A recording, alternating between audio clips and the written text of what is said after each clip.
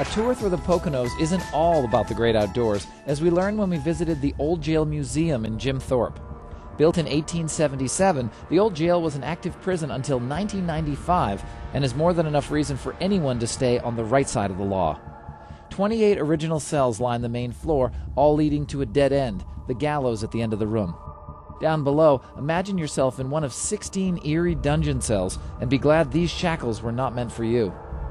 The Old Jail offers a $5 tour from 12 to 4:30 every day but Wednesday and features the legend of the mysterious handprint in cell number 17. As the story goes, a man was to be hanged in the late 1870s. Before his death, he left his handprint on his cell wall and swore that it would remain forever as a sign of his innocence. 130 years of paint, soap, and plaster later, the handprint still remains. See for yourself on your next day trip to Jim Thorpe.